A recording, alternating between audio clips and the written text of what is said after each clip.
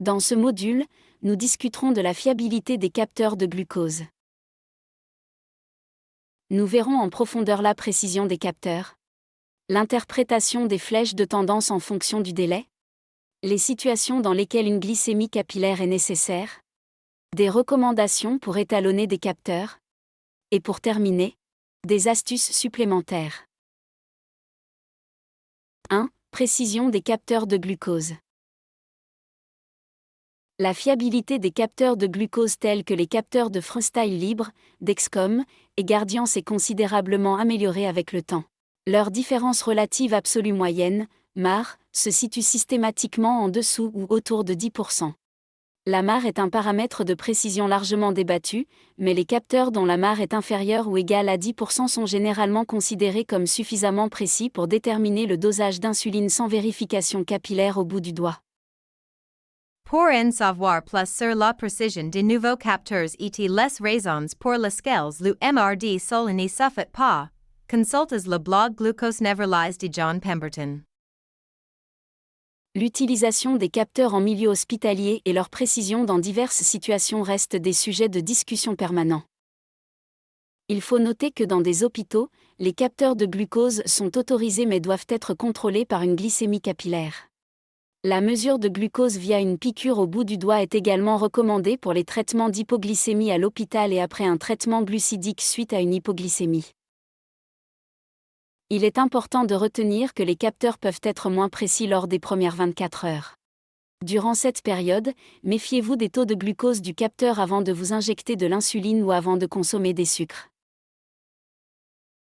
2. Délai et flèches de tendance. Les capteurs de glucose mesurent les taux de glucose dans le liquide interstitiel du tissu adipeux situé sous la peau. Il existe généralement un délai, dit retard, entre les variations de la glycémie et la détection de ces variations par le capteur. En général, ce délai est de 5 à 10 minutes mais peut aller jusqu'à 15 à 20 minutes en cas de variation rapide de la glycémie. Ce décalage joue un rôle essentiel dans l'interprétation des flèches de tendance. L'interprétation des flèches de tendance sur votre capteur de glucose est cruciale dans la gestion du diabète. Les détails spécifiques varient d'un système à l'autre, mais en général, une flèche droite vers le haut ou vers le bas indique que le taux de glucose du capteur augmente ou diminue d'environ 2 mg par décilitre par minute, ou 0,11 mmol par litre par minute. Il existe de nombreuses directives sur la manière d'ajuster l'insuline en fonction de ces données. Cependant, une règle de base essentielle est qu'avec une flèche droite vers le haut ou vers le bas, le taux de glucose réel peut déjà être supérieur ou inférieur d'environ 30 mg par décilitre ou 1,6 mmol par litre compte tenu du délai. Il est essentiel de comprendre ceci pour éviter une correction excessive en cas d'hypoglycémie et d'hyperglycémie. Par exemple, si vous consommez du sucre en raison d'une hypoglycémie, il peut s'écouler jusqu'à 20 minutes avant que le capteur ne reflète l'augmentation du taux de glucose.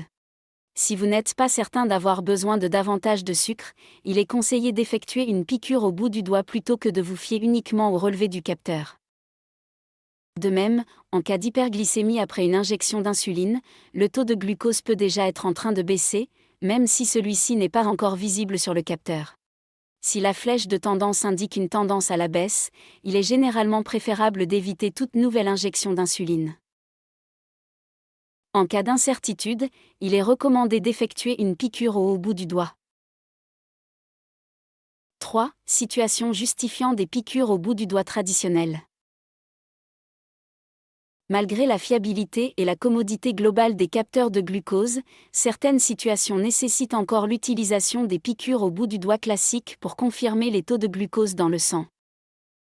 Par exemple, lorsque vos symptômes physiques semblent être incompatibles avec les relevés de votre capteur. Comme dans le cas d'une alerte hypoglycémique, il est essentiel d'effectuer une glycémie capillaire pour avoir plus de clarté. Il en va de même lorsque votre capteur ne fournit pas de valeur de glucose ou de flèche de tendance. La règle à retenir est la suivante. En cas de doute, sortez votre lecteur de glycémie. 4. Des glycémies capillaires pour valider la précision et la calibration du capteur. Lorsque vous constatez une différence importante entre le taux de glucose mesuré par le capteur et le résultat de la glycémie capillaire, il est important de prendre en compte certains facteurs avant de penser au dysfonctionnement du capteur. Voici quelques recommandations à retenir. Ne pas vérifier la précision dans les 24 premières heures suivant l'installation d'un nouveau capteur.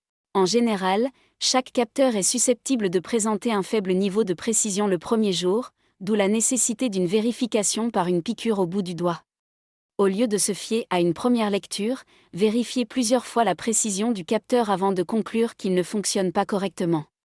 Choisir une période de stabilité de la glycémie, indiquée par une flèche horizontale sur le capteur, d'au moins 30 minutes et se situant dans l'intervalle, c'est-à-dire entre 70 et 180 mg par décilitre ou 3,9 et 10 mmol par litre. Se laver les mains avant d'effectuer une piqûre au bout du doigt. Si votre capteur présente continuellement une différence de plus de 20% par rapport aux glycémies capillaires dans des conditions de glycémie stable et ciblée, envisagez de le calibrer si possible, ou de le remplacer par un nouveau capteur. La majorité des fournisseurs offrent un capteur de rechange pour remplacer le capteur défectueux. 5. Substances interférentes. Il est important de comprendre que les capteurs peuvent être affectés par certaines substances interférentes. Cela varie en fonction du capteur que vous utilisez. Bien qu'il s'agisse généralement de substances peu fréquentes, même des substances courantes comme le paracétamol peuvent interférer avec les relevés du capteur. Les capteurs Dexcom ne montrent cette interférence que lorsque la dose quotidienne dépasse 4 grammes, ce qui est la dose maximale sûre pour les adultes. Cependant, des doses plus faibles de paracétamol peuvent entraîner des lectures faussement élevées avec le capteur gardien. Par conséquent, si vous prenez du paracétamol tout en utilisant un capteur gardien, il est recommandé d'effectuer une glycémie capillaire supplémentaire pour vérifier. La consommation d'alcool peut également interférer avec des capteurs gardiens, mais ceci est rarement perceptible dans l'utilisation quotidienne. La plupart des capteurs Freestyle libres peuvent afficher des taux faussement élevés en cas de consommation de doses importantes de vitamine C, soit plus de 500 mg par jour d'acide ascorbique. Il est important de noter que même si ce scénario n'est pas fréquemment observé en Europe, une consommation élevée de vitamine C signalée par un patient est un facteur important à prendre en compte. Les capteurs Dexcom et Guardian ont tous deux signalé de fausses valeurs élevées lorsqu'ils sont utilisés avec Hydrea, un médicament utilisé pour traiter des maladies sanguines malignes. Il s'agit d'une situation rare mais qui est important de prendre en compte si l'Hydrea figure sur la liste des médicaments d'un patient. 6. Ce qu'il faut faire et ne pas faire. De nombreuses personnes, lorsqu'elles commencent à utiliser un capteur, sont alarmées par les pics de glucose du capteur après un repas. Ils peuvent être tentés d'administrer immédiatement un bolus d'insuline de correction. Il est toutefois essentiel de se rappeler qu'il reste de l'insuline active dans l'organisme après un repas. Et qu'une administration précoce d'insuline supplémentaire peut entraîner une accumulation d'insuline, un scénario indésirable qui peut mener à des hypoglycémies sévères. De nombreuses personnes sont surprises par la différence importante entre les relevés du capteur et la glycémie capillaire. Il faut comprendre que la précision d'un capteur peut être mieux évaluée lorsque les taux de glucose du capteur sont stables et se situent dans la plage cible. Plusieurs vérifications sont nécessaires avant de conclure qu'un capteur ne fonctionne pas correctement. La plupart des capteurs sont calibrés en usine mais nécessitent une durée de démarrage de 30 minutes à 2 heures avant d'afficher des taux de glucose. Les relevés du capteur peuvent être erronés en cas de fluctuation importante de la glycémie durant cette période de démarrage. Par conséquent, il est conseillé de remplacer votre capteur à un moment où vous prévoyez des taux de glucose sanguin stables, pas immédiatement avant ou après un repas. Bien que les capteurs de glucose puissent être utilisés pour le dosage de l'insuline, il peut s'écouler un certain temps avant que les personnes concernées ne fassent entièrement confiance au relevé des capteurs. Il est important de reconnaître que toute technologie peut présenter des défaillances et que les capteurs de glucose sont généralement moins précis que les piqûres au doigt. Si la lecture du capteur ne correspond pas à ce que vous ressentez, vérifiez toujours votre taux de glucose par une piqûre au doigt de contrôle. En suivant ces conseils, les capteurs de glucose peuvent constituer un outil fiable pour le dosage de l'insuline et faciliter considérablement la gestion du diabète. Dans le prochain chapitre de ce cours, nous verrons comment assurer la bonne adhérence du capteur et gérer les réactions allergiques potentielles.